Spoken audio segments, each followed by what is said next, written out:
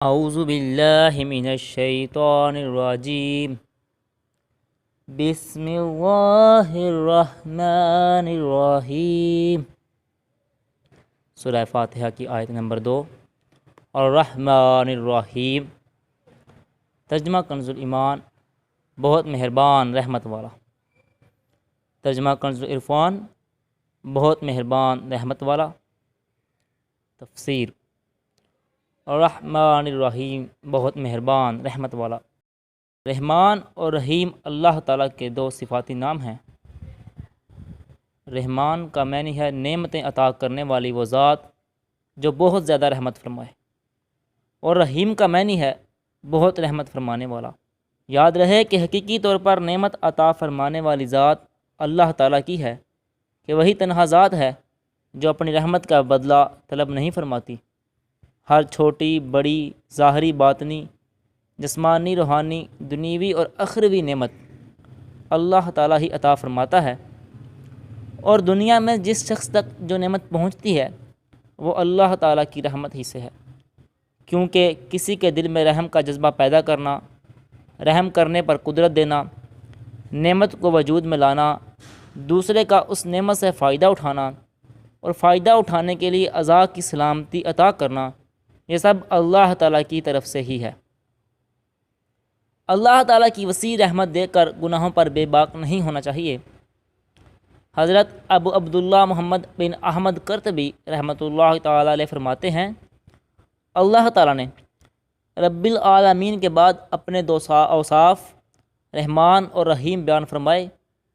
اس کی وجہ یہ ہے کہ جب اللہ تعالیٰ نے فرمایا کہ وہ رب العالمین ہے، تو اس سے سننے اور پڑھنے والے کے دل میں اللہ تعالیٰ کی عظمت کی وجہ سے اس کا خوف پیدا ہوا، تو اس کے ساتھ ہی اللہ تعالیٰ کے دو اوصاف رحمان اور رحیم ذکر کر دیے گئے، جن کے ضمن میں اللہ تعالیٰ کی اطاعت کرنے کی ترغیب ہے۔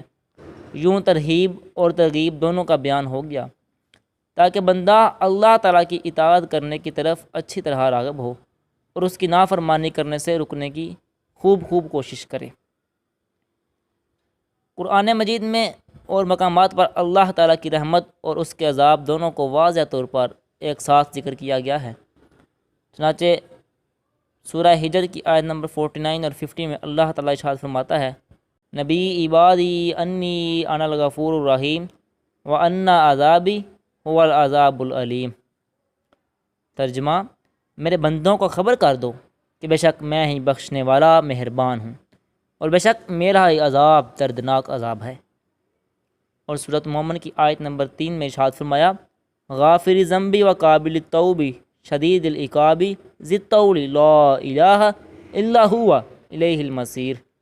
ترجمہ: گناہ بخشنے والا اور توبہ قبول کرنے والا، سخت عذاب دینے والا، بڑے انعام عطا فرمانے والا ہے، اس کے سوا کوئی معبود نہیں، اسی کی طرف پھرنا ہے۔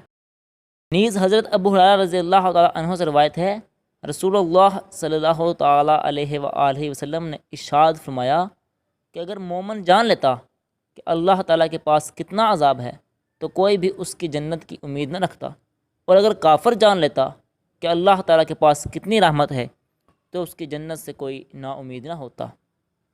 لہذا ہر مسلمان کو چاہیے کہ وہ امید اور خوف کے درمیان رہے، اور اللہ تعالیٰ کی رحمت کی وسعت دیکھ کر گناہوں پر بے باک نہ ہو، اور نہ ہی اللہ تعالیٰ کے عذاب کی شدت دیکھ کر اس کی رحمت سے مایوس ہو۔ کسی کو رحمان اور رحیم کہنے کے بارے میں شرعی حکم: